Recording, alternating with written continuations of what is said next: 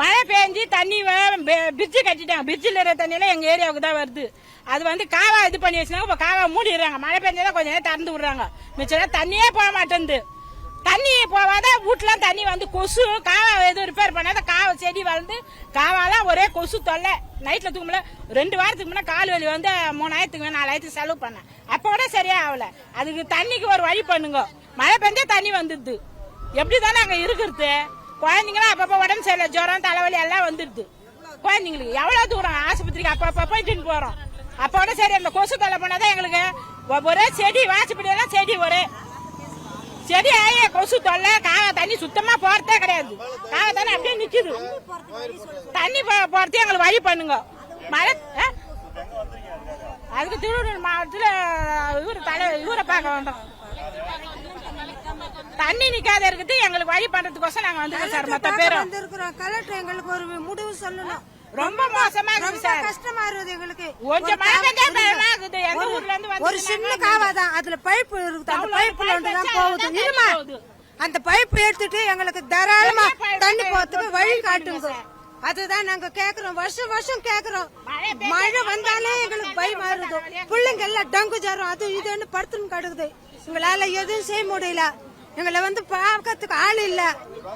அதான் இவ்வளவு தூரம் தேடி வந்தோம். நாங்க ஏதாவது எங்களுக்கு சகாயம் பண்ணுங்க.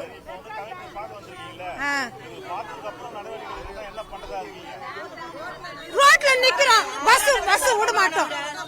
முன்ன ஒரு வாட்டி அதே போல பண்ணோம். அவரு யாரோ ஒருத்தர் வந்து மனு எழுதி அதுல கையெழுத்து வாங்கிக்கின்னு நானும் ஒரு 2 மாசத்துல நான் சரி பண்றேன்னு போனாரு. அதோட ஒண்ணு வருவானோ 2 வருஷம் ஆகி போச்சு.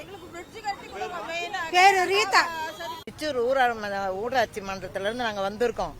15 வருஷமா அந்த தண்ணியிலேயே தான் நாங்க படாத பாடுபட்டு இருக்கோம். மணலி பொது நகர்ல எல்லாம் 10 ஊர் தண்ணி அங்க திருப்பி விட்டுறாங்க. எழில் நகர்ல இருந்து வந்திருக்கோம். 10-15 வருஷமா தண்ணி ஊருக்குள்ள வந்து வெளியே போறதுக்கு இல்லாத 15 நாளா நாங்க கஷ்டப்படுறோம். வீடை கிளீன் பண்ணி எடுக்கிறதுக்கு 6 மாசம் ஆகுது. பிள்ளைங்க அதுக்குள்ள 10 பிள்ளைங்க நோயில பட்டு போகுது.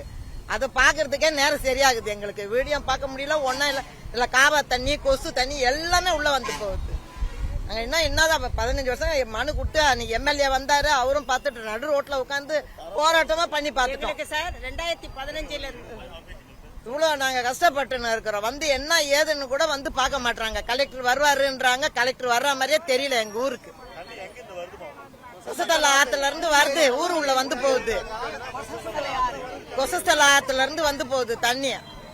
அது வெளியில ஓடுறதுக்கும் வழி இல்லாத வச்சிருக்காங்க. இதுல கூட வந்து காவா தண்ணி செப்டி டேங்க் தண்ணி எல்லாமே ஊருக்குள்ள இருக்குது. வழி நீங்க தான் கண்டுபிடிச்சு பண்ணி கொடுக்கணும் எங்களுக்கு.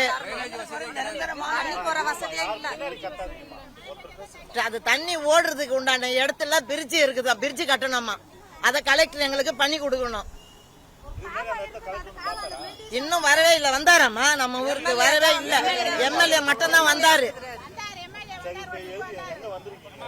நாங்க கலெக்டர் ஆபீஸுக்கு வந்திருக்கிறோம். கலெக்டரை பார்த்து மனு கொடுத்துட்டு போலான்னு வந்திருக்கோம். பிளே ஸ்டோர் மற்றும் ஆப் ஸ்டோரில் இருந்து பாலிமர் செயலியை QR கோடு மூலம் பதிவிறக்கம் செய்யுங்கள். செய்திகளை உடனுக்குடன் பெறுங்கள்.